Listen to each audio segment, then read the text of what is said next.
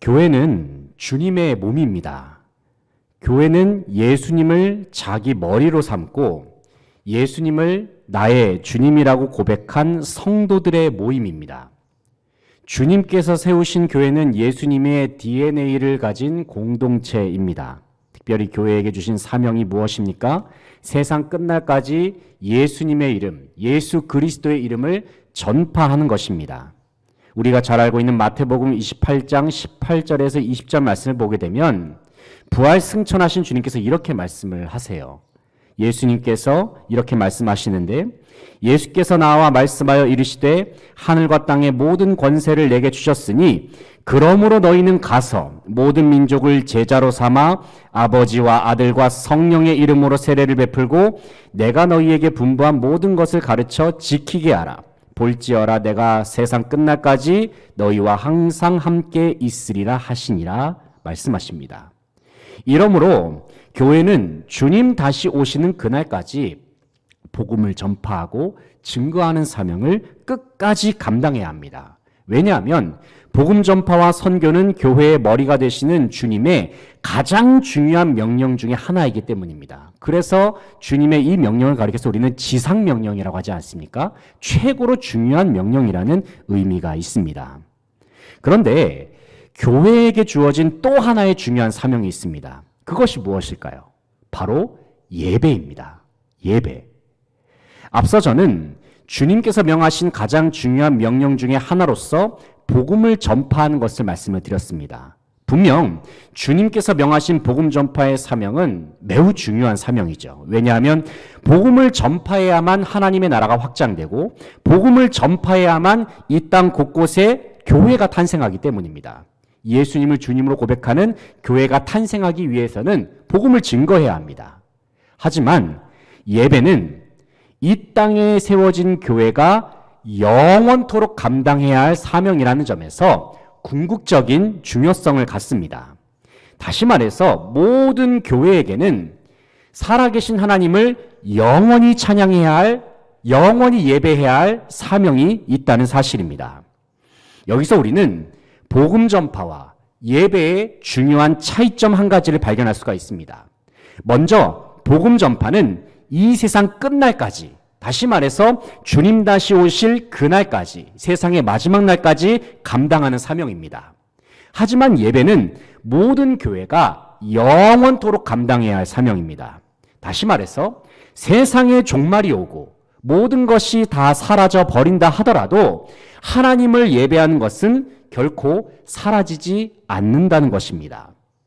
오늘 본 말씀은 사도 요한이 하늘 보좌에서 펼쳐지는 영원한 예배의 장면을 목격한 사실을 증언한 내용입니다.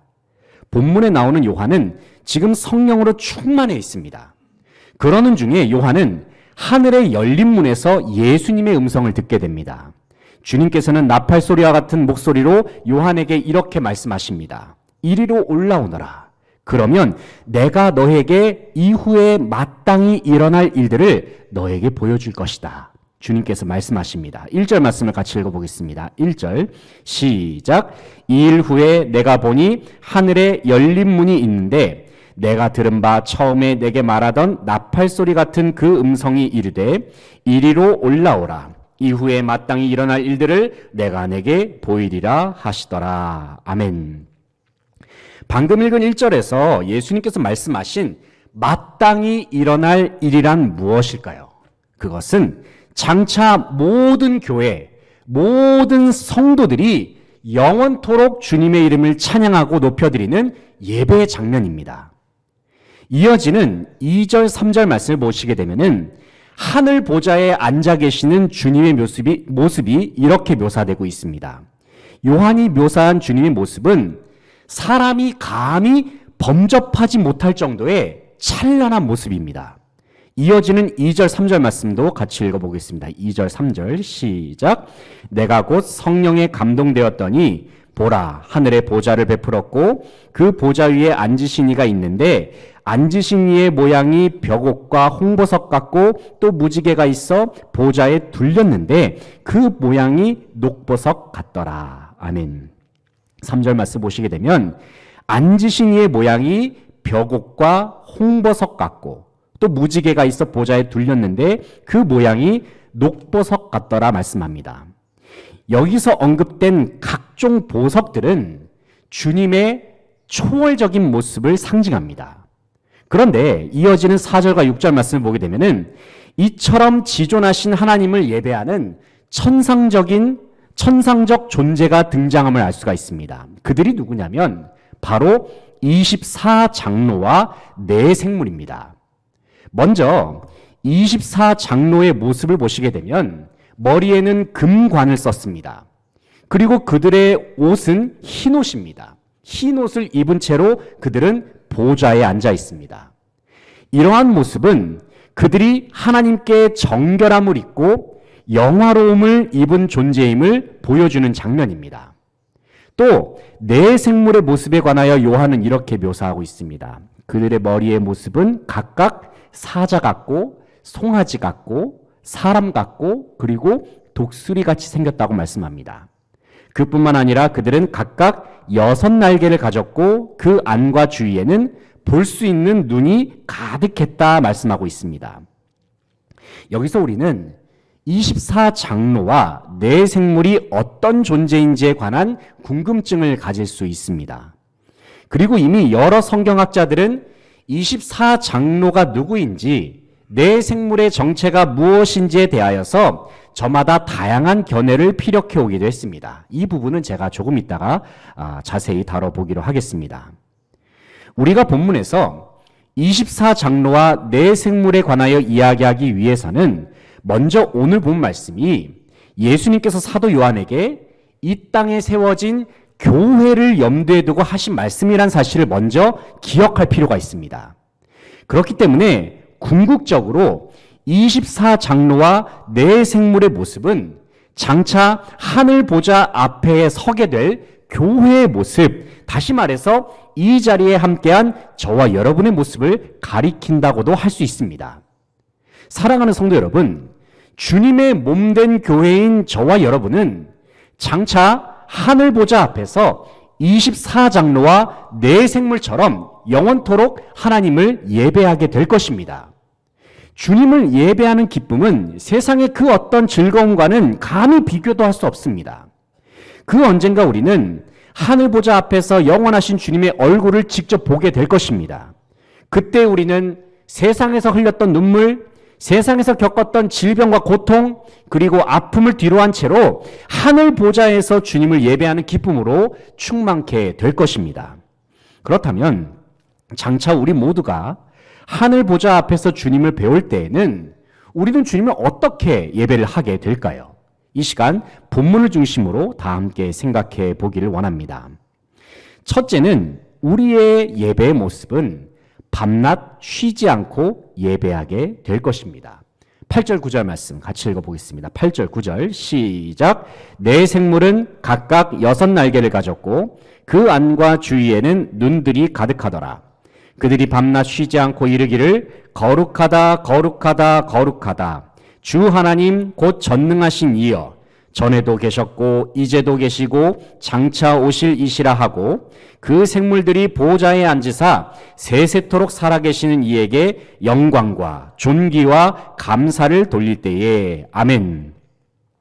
8절의 중간 부분을 보시면 이런 표현이 있습니다. 그들이 밤낮 쉬지 않고 이르기를 거룩하다 거룩하다 거룩하다 주 하나님 곧 전능하신 이여 전에도 계셨고 이제도 계시고 장차 오실 이시라 하고 말씀하고 있습니다. 여기서 우리는 하나님 앞에서 밤낮 쉬지 않고 찬양하는 존재가 네 생물임을 알 수가 있습니다. 앞서 우리는 네 생물의 얼굴의 모습이 사자와 소, 사람과 독수리의 형상을 가졌음을 우리가 볼 수가 있습니다. 이들의 정체가 누구이고 네 생물이 의미한 바가 무엇인지에 대하여서는 그동안 다양한 견해가 있어 왔습니다. 어떤 학자는 네 생물이 마태, 마가, 누가, 요한복음을 가리킨다고 주장을 합니다. 또 어떤 학자는 네 생물을 가리켜서 신약의 중요한 인물들, 베드로, 야고보, 마태, 바울을 가리킨다고 말하는 사람도 있습니다. 하지만 가장 타당하고도 본문의 문맥에도 어울리는 견해로는 내 생물이 창조주 하나님께 경배하는 피조물 전체를 대표한다는 주장입니다. 바로 이러한 견해를 취해가지고 8절 말씀을 다시 읽어보게 되면 본문의 내용이 사람을 포함한 모든 자연계와 동물계의 대표가 하나님의 보좌 앞에서 주님의 크신 위엄을 찬양한다는 의미로 우리는 이해할 수 있습니다. 특별히 내 생물이 살아계신 하나님을 이러한 내용으로 찬양을 합니다. 거룩하다, 거룩하다, 거룩하다. 주 하나님 곧 전능하신 이여 전에도 계셨고 이제도 계시고 장차 오실 이시라. 여기서 내 생물은 하나님을 향하여서 거룩하다라는 말을 3번이나 반복을 하고 있습니다. 히브리 문화에서 어떤 표현을 3번이나 반복을 하게 되면 최상급의 의미를 갖습니다. 내 생물은 거룩하다라는 말을 3번이나 반복하면서 하나님의 거룩함은 인간의 말로는 도저히 담을 수가 없을 정도로 거룩하심을 표현합니다. 그뿐만 아니라 내 생물은 하나님을 가리켜서 전능하신 이라고 표현하고 있습니다. 이 말씀은 하나님은 완벽하신 분이시고 모든 만물을 창조하시고 통치하시는 절대적인 분이심을 의미합니다. 마지막으로 내 생물은 하나님을 가리켜서 전에도 계셨고 이제도 계시고 장차 오실 분으로 표현합니다. 이 말씀은 하나님이 처음과 나중이 되시고 창세전부터 존재하셨을 뿐만이 아니라 장차 종말 이후에 있을 새 창조를 완성하시는 분이심을 의미하는 말이기도 합니다. 그러나 내 생물이 하나님을 찬양하는 표현 속에 깔려있는 중요한 사상은 이것입니다. 그것은 아무리 최고의 말을 사용해서 표현하려고 해도 하나님의 위대하심을 다 표현할 수가 없다는 말입니다. 하지만 그럼에도 불구하고 그들은 하나님을 자기들이 표현할 수 있는 모든 말을 다 동원해서 자기들이 표현할 수 있는 모든 마음을 다 끌어올려서 소리 높여 찬양하는 것을 멈출 수가 없었습니다. 왜냐하면 그들은 마음속에서는 보좌에 앉아 계신 하나님을 바라볼 때마다 하나님의 탁월하심과 하나님의 아름다움으로 말미암아 기쁨과 감격이 계속해서 차오르기 때문입니다. 하나님의 속성, 하나님의 성품, 하나님의 영광, 하나님의 존재 그 자체를 바라볼 때에 모든 피조물들은 주님을 찬양하지 않고서는, 주님을 예배하지 않고서는 견딜 수가 없다는 사실입니다. 사랑하는 성도 여러분, 하나님을 예배하고 하나님을 찬양하는 기쁨은 이 세상에 존재하는 그 어떤 즐거움과는 비교도 할 수 없습니다. 그 언젠가 우리 모두가 하나님의 보좌 앞에 이르게 될 때에는 우리 모두는 마치 숨을 쉬는 것처럼 살아계신 하나님을 예배하고 찬양하는 기쁨을 누리게 될 것입니다. 하나님의 보좌 앞에서 밤낮 쉬지 않고 주님을 예배하는 그 날을 고대하면서 참된 소망을 품고 주어진 삶을 때로는 인내하며 참아내면서 결국에는 승리의 길로 나아갈 수 있는 모든 성도들 되시기를 간절히 소망합니다. 둘째는 겸손한 마음으로 하나님을 예배하게 될 것입니다. 10절 말씀 같이 읽어보겠습니다. 10절 시작. 24장로들이 보좌에 앉으신 이 앞에 엎드려 세세토록 살아계시는 이에게 경배하고 자기의 관을 보좌 앞에 드리며 이르되 아멘. 10절 말씀을 다시 보시면 24장로들이 보좌에 앉으신 이 앞에 엎드려 세세토록 살아계시는 이에게 경배하고 자기의 관을 보좌 앞에 드리며 이르되 말씀하고 있습니다. 앞서 4절 말씀에서 우리는 24장로들의 모습이 흰 옷을 입고 있었고 머리에는 금색 관을 쓰고 있었음을 기억합니다. 여기서 24장로가 누구인지에 대한 견해로는 이런 주장들이 있습니다. 어떤 학자들은 24장로가 사람을 상징한다고 말한 사람도 있고 또 어떤 사람은 24장로가 천사를 상징한다고 말한 사람도 있습니다. 좀 더 세부적으로는 이들이 천상의 대표자다, 교회의 대표자들이다, 천사의 무리들이다와 같은 다양한 학설들이 존재하기도 합니다. 하지만 가장 타당한 견해로는 24장로는 하나님께서 왕 같은 제사장으로 세우신 하나님의 백성을 의미한다고 보는 견해가 가장 문맥적으로 어울립니다. 24장로의 모습을 생각해 보더라도 그들은 머리에 금관을 쓰고 있습니다. 이러한 모습은 하나님께서 24장로들을 왕처럼 존귀한 존재로 삼으셨음을 의미합니다. 잠시 24장로, 24라는 숫자에 대해서 함께 생각을 해보길 원합니다. 여기서 24라는 숫자는 무슨 숫자와 무슨 숫자가 더해진 숫자일까요? 여러분에게 퀴즈를 드립니다. 24는 뭐와 뭐가 더해져야만 24가 나올까요? 물론 다양한 숫자들이 있겠지만 여기서 24라는 숫자는 12와 12가 더해져서 만들어진 숫자입니다. 그리고 10이라는 숫자는 하나님의 백성을 상징하는 숫자이기도 합니다. 우리는 이스라엘이 12지파를 이루고 있음을 기억하고 있고 또 예수님의 제자가 몇 명입니까? 12명이었음을 기억하고 있습니다. 이러한 내용들을 종합할 때에도 24장로는 하늘 보좌 앞에서 주님을 예배하는 왕 같은 제사장들, 하나님의 백성, 즉 교회를 가리킨다는 사실을 우리는 다시 한번 확인할 수가 있습니다. 하나님께서는 예수 그리스도의 이름으로 말미암아 이 땅의 교회들을 존귀한 존재로 변화시키셨습니다.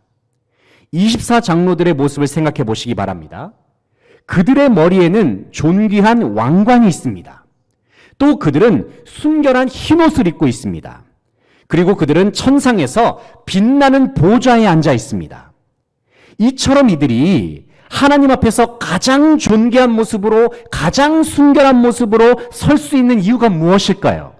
바로 하나님의 전적인 은혜와 사랑이 있었기 때문에 그들은 천상에서도 가장 존귀하고 가장 순결한 모습으로 하나님 앞에 설 수 있었습니다.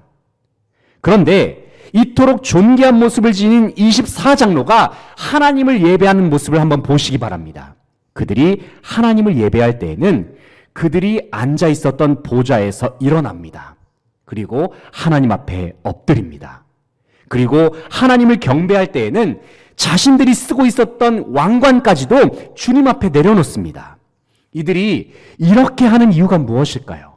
왜냐하면 24장로들은 자신들에게 주어진 존귀와 영광이 모두 다 하나님으로부터 주어졌음을 잘 알고 있었기 때문입니다. 내가 누리고 있는 영광이 당연한 것이 아니었습니다. 모든 것이 하나님의 은혜로 주어졌습니다. 그렇기 때문에 그들은 하나님을 예배할 때에 마땅히 자신의 왕관을 드리고 주님 앞에 엎드릴 수밖에 없었습니다. 그렇습니다, 여러분. 우리가 하나님께 예배를 드리는 중요한 의미가 바로 이것입니다. 우리는 예배하는 가운데 하나님께서 나에게 주신 은혜와 사랑을 기억하면서 주님 앞에 모든 영광을 돌려드려야 합니다. 예배할 때에 우리는 주님 앞에 엎드려서 경배해야 합니다. 예배할 때에 우리는 우리의 왕관을 기꺼이 주님께 드릴 수 있어야 합니다. 왜냐하면 우리는 하나님으로 말미암아 영광과 존귀를 누리는 존재들이고 하나님을 찬양함으로 말미암아 진정한 기쁨과 즐거움을 누리는 존재들이기 때문입니다. 특별히 주님을 예배할 때에는 겸손한 마음으로 하나님의 이름을 높여드리시기 바랍니다. 겸손한 마음으로 내게 주어진 모든 것이 다 하나님께로부터 왔음을 감사하시기 바랍니다. 겸손한 마음으로 모든 삶 속에서 하나님의 살아계심을 인정하시기 바랍니다. 하나님께서는 겸손한 자의 예배를 기뻐하십니다. 겸손한 자의 삶을 인정하십니다. 그리고 때가 되면 겸손한 자의 삶을 주님께서는 가장 존귀한 자리로 올려주십니다. 겸손한 마음으로 주님을 예배함으로 하나님께서 예비하신 충만한 은혜와 복을 넘치도록 누릴 수 있는 모든 성도들 되시기를 간절히 소망합니다. 셋째는 모든 영광을 주님께 돌리면서 우리는 하나님을 예배하게 될 것입니다. 11절 말씀을 같이 읽어보겠습니다. 11절 말씀 시작. 우리 주 하나님이여 영광과 존귀와 권능을 받으시는 것이 합당하오니 주께서 만물을 지으신지라. 만물이 주의 뜻대로 있었고 또 지으심을 받았나이다 하더라. 아멘. 11절 말씀 보시게 되면 우리 주 하나님이여 영광과 존귀와 권능을 받으시는 것이 합당하오니 주께서 만물을 지으신지라. 만물이 주의 뜻대로 있었고 또 지으심을 받았나이다 말씀합니다. 방금 읽은 11절 말씀은 24장로들이 하나님께 올려드린 찬양의 내용입니다. 여기서 24장로들은 하나님께서 모든 피조물들로부터 영광과 존귀와 권능을 받으시기에 합당하심을 고백합니다. 그 이유가 무엇입니까? 이어지는 11절의 중간 부분을 보시게 되면 24장로들이 이렇게 말하고 있습니다. 주님께서 만물을 지으셨기 때문이다. 우리는 창세기 1장 1절에서 성경이 온 세상 사람들에게 가장 먼저 선포하는 그 말씀을 기억합니다. 무슨 말씀입니까? 태초에 하나님이 천지를 창조하시니라. 왜 우리는 영원토록 하나님을 찬양하고 예배해야 합니까? 왜냐하면 하나님께서는 온 세상을 지으신 창조주이시기 때문입니다. 모든 천지 만물을 영원토록 다스리시고 주관하시는 전능자가 되시기 때문입니다. 그뿐만 아니라 성경은 하나님께서 사람을 창조하신 목적에 관하여 너무나도 분명하고도 정확하게 이렇게 말씀하고 있습니다. 이사야서 43장 21절 말씀을 보시면 이 백성은 내가 나를 위하여 지었나니 나를 찬송하게 하려 함이니라. 하나님께서는 저와 여러분을 왜 만드셨습니까? 바로 하나님을 찬송케 하시기 위해서 주님께서는 저와 여러분을 창조하셨습니다. 이 말씀은 단순히 우리가 이 땅에서만 살아갈 때에 주님을 찬양하라는 말씀이 아닙니다. 우리가 영원한 하나님 나라에 이르고 주님의 보좌 앞에 설 때에도 마찬가지로 영원토록 주님께 모든 영광을 돌리면서 찬송하라는 말씀입니다. 하나님 외에는 이 세상 그 어떤 것도 영광을 받을 수 없고 존귀와 권능도 받을 수 없습니다. 이 사실을 기억하면서 우리의 평생에 그리고 영원부터 영원까지 오직 살아계신 하나님만을 찬양하고 높여드리는 모든 성도들 다 되시기를 간절히 바라고 소망합니다. 사랑하는 성도 여러분, 우리는 예수 그리스도의 이름으로 말미암아 영원토록 하나님을 예배하는 예배자로 변화되었습니다. 현재 우리는 이 세상을 살아가면서 주님께서 허락하신 삶의 자리에서 예배하고 있습니다. 하지만 우리는 지금 드리는 예배가 단순히 세상에서 드리는 것으로 끝난다고 생각해서는 안 됩니다. 왜냐하면 우리의 예배는 장차 모든 성도들이 하늘 보좌 앞에서 드리게 될 영원한 예배와 연결되어 있기 때문입니다. 그 날이 오면 우리는 살아계신 하나님의 보좌 앞에서 기쁨으로 밤낮 쉬지 않고 예배하게 될 것입니다.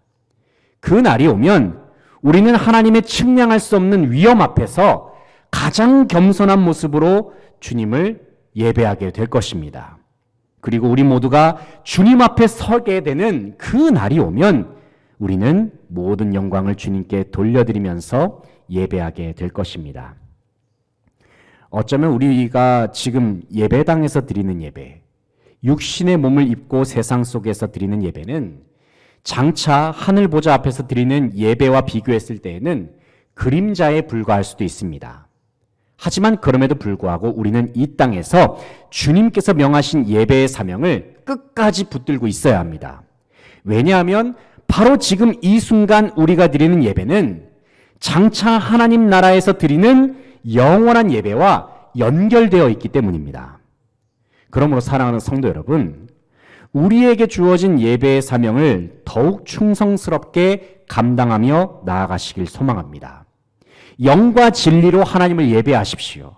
온 마음과 뜻과 정성을 다하여 주님을 예배하십시오. 그리하여 예배를 통하여 영원의 세계로부터 주어지는 하늘에 넘치는 복과 하늘의 능력 그리고 은혜로 말미암아 우리에게 주어진 삶을 승리하면서 살아갈 수 있는 모든 성도들 되시기를 간절히 바라고 소망합니다. 함께 기도하겠습니다. 하나님 아버지, 주님께서 우리를 사랑하셔서 예수 그리스도의 이름으로 말미암아 영원토록 하나님을 예배하는 예배자로서 우리 모두를 세워주시니 주님 참으로 감사를 드립니다. 하나님, 우리에게 영원한 예배의 삶을 우리의 삶 속에 연결시켜 주셔서 우리가 지금 주님을 예배하는 이 시간을 통해서 영원하신 하나님을 바라보고 영원한 하나님의 나라를 꿈꾸면서 살게 하여 주시니 감사를 드립니다. 하나님 아버지, 우리가 이 세상 속에서 예배하는 사명, 주님을 드높이는 사명, 주님께 영광을 돌리는 사명, 주님의 이름을 찬송하는 사명을 끝까지 충성스럽게 감당할 수 있도록 주여 인도하여 주시옵소서.